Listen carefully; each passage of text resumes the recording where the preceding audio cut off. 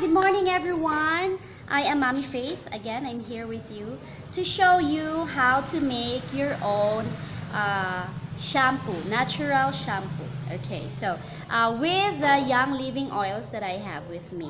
So again, these tiny bottles, it's really very tiny and very cute, but I tell you that it is really very powerful. Aside from that, it's organic and it is natural. Yeah, that's what I like about the essential oils that I have. So let me show you the step-by-step process and how to DIY or do it yourself the shampoo. Ayan. So this will be my first time. That's why I'm vlogging this. So I hope you will enjoy. So this is what you need. We have the peppermint essential oil, lemon essential oil from Young Living, and then we have the lavender essential oil. And then I also have here the Castile soap. This is unscented. It is made with coconut oil, olive oil, and castor oil. This is actually available in Shopee. You can purchase this from Shopee. And this is the bottle that I used. I am just recycling this from my previous shampoo. That's 150 ml. And then we have distilled water. Yeah, so this is what we need so that we can start. Okay, so what we're going to do is, of course, clean that bottle. And then we're going to put 10 drops because this is only 150 ml. So we're going to put 10 drops of the peppermint oil.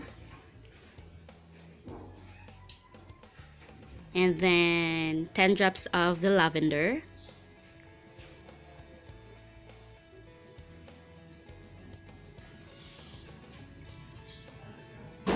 Alright, and also we are going to put the 10 drops of lemon essential oil.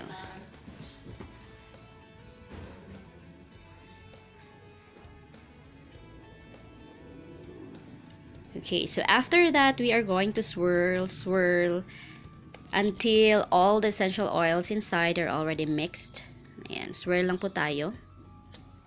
And then after it's already mixed, we're going to put the Castile oil. I'm sorry, the Castile soap.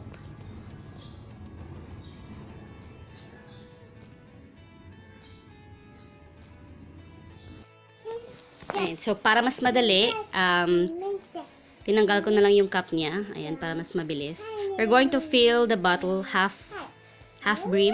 Ayan, hanggang dyan sa ano niya, sa half niya. And then we're going to filter it to rest with distilled water.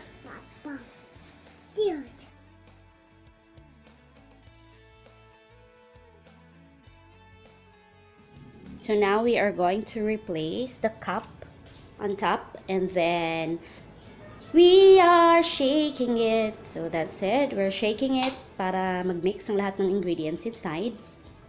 Ayan. And so, here we go. This is our finished product. The do-it-yourself, all-natural ingredient shampoo made with essential oils from Young Living products. Ayan. So, I hope you guys like it.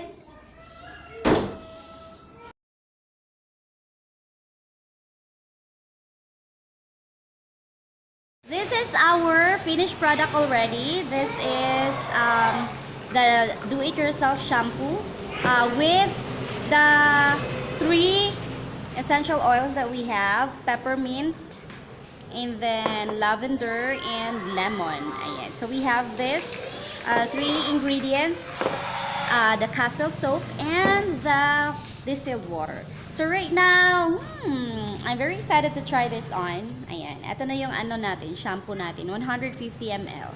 Ayan, so you can also do this.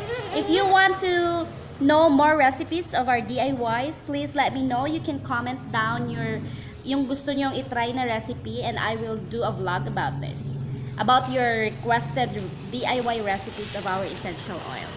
So thank you so much for watching. Please like, share, and subscribe. God bless you all. Bye!